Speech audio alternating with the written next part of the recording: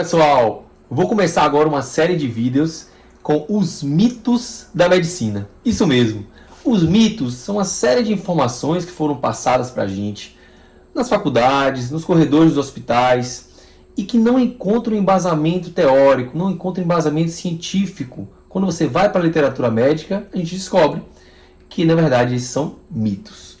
E talvez o maior mito de todos, o mais importante, o mais relevante, seja o mito da nefropatia induzida por contraste. Isso mesmo.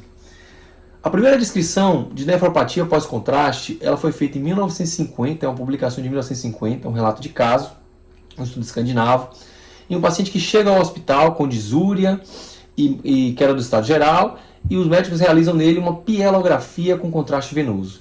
E no dia seguinte à realização desse exame, o paciente evolui com anúria, várias complicações durante a internação hospitalar e morte. Tá?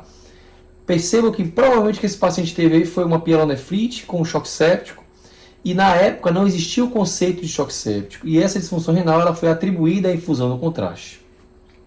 Após essa publicação, uma série de outros trabalhos, todos eles observacionais, relatos de caso, ou uma série de casos, sem adequado poder metodológico, sem grupo controle para comparação, e que utilizavam o contraste da época, né, que era um contraste hiperosmolar, contendo cerca de 50% de diodona. Então esses trabalhos eles aparecem na literatura, são centenas, e que associam aí a infusão do contraste com a presença de lesão renal aguda. Mas mais uma vez, sem grupo controle, com contraste que não é o que a gente utiliza hoje. Hoje a gente utiliza os contrastes isoosmolares, que são bem menos nefrotóxicos, se é que eles são nefrotóxicos de fato.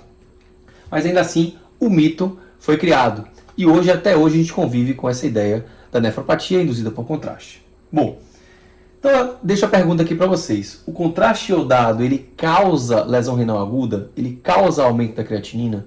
E quando a gente vai para a literatura médica, lá PubMed, pasmem, não há evidência suficiente para afirmar que sequer a nefropatia induzida por contraste exista. Os estudos observacionais mais recentes, datados do ano 2000 para cá, eles falham em conseguir uma associação entre a infusão de contraste e a ocorrência de lesão renal aguda. Então, vários trabalhos, por exemplo, que compararam pacientes que fizeram exames contrastados na emergência versus pacientes que fizeram exames sem contraste, e não há um aumento na incidência de lesão renal aguda nos pacientes que receberam ou não receberam contraste. Tem trabalhos com o mesmo paciente, né, o mesmo grupo de pacientes que fizeram exames contrastados e sem contraste durante a internação, e após o exame contrastado não há um aumento da incidência de lesão renal aguda quando comparado ao exame sem contraste. Então, tem vários desses trabalhos na literatura. Eu trouxe aqui uma meta-análise para vocês. Ficou um pouco pequeno aqui no vídeo, mas eu vou deixar o link aqui na descrição, tá? E a gente vê aqui, ó, que não tem um aumento da incidência de lesão renal aguda, nem nos trabalhos individuais e nem quando esses trabalhos são compilados. Beleza, próxima pergunta então.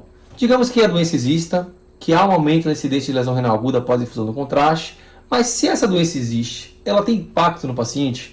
Ela causa mais hemodiálise, ela causa mais morte, causa maior tempo de internação no nosso paciente? Então vamos lá para a literatura de novo. Meta-análise aqui, ó, incidência de hemodiálise, a mesma coisa. Incidência de morte, igual entre os grupos que fizeram exames contrastados versus exames sem contraste. Então, sugerindo mais uma vez que não há aumento na incidência de lesão renal aguda, e se houver, esse aumento da creatinina, ele não se traduz em desfechos centrados no paciente. Esse paciente não dialisa mais, ele não morre mais, ele não fica mais tempo internado no hospital. Tem um trabalho de 2017 do Intensive Care Medicine, se você é curioso, que ele destoa da literatura. E ele mostra que nos pacientes da UTI que fizeram exames contrastados, tiveram maior incidência de hemodiálise. Olha que interessante. Mas esses pacientes não tiveram aumento da incidência de lesão renal aguda. Então, como é que o paciente não teve aumento da incidência de lesão renal aguda e dialisou mais? Então, a conclusão dos autores aí da análise científica desse trabalho é que provavelmente esses pacientes receberam mais volume antes e depois, né, o velho soro fisiológico antes e depois para prevenir ou tratar a lesão renal aguda por contraste, e esses pacientes devem ter dialisado pela infusão de volume e não pela nefropatia, já que não houve um aumento da incidência de lesão renal aguda no paciente que fez e não fez contraste. Ou seja, a doença talvez não exista e o seu potencial tratamento para prevenção ele pode ser mais maléfico trazer mais malefício, ser pior para o seu paciente do que a própria doença. Terceira pergunta aqui, eu posso prevenir ou tratar então essa doença? Posso prevenir ou tratar a nefropatia induzida por contraste? E aí, mais uma vez, quando a gente vai para a literatura, centenas de trabalhos de boa qualidade, randomizados, falharam em mostrar qualquer benefício de qualquer estratégia, bicarbonato, soro fisiológico, N-acetilcisteína, N-acetilcisteína oral, venosa, então, contraste arterial, contraste venoso, então vários cenários, todos os estudos negativos. Sugerindo o quê? Ou a gente não entende bem a doença já que todos os tratamentos para preveni-la ou tratá-la falharam, né? Então a gente não está entendendo bem como é que essa doença age para propor um tratamento adequado. Ou 2, essa doença de fato não existe. O que diz os guidelines então diante disso? Então esse é o guideline mais recente da Radiology de 2020. É um guideline que junta o Colégio Americano de Radiologia com a Fundação Nacional do Rim, né, a National Kidney Foundation, que é a sociedade ali americana de nefrologia. E a recomendação 4, olha o que ela diz. O risco de lesão renal aguda induzida por contraste, ele é bem menos importante, ele é bem menor do que a gente previa.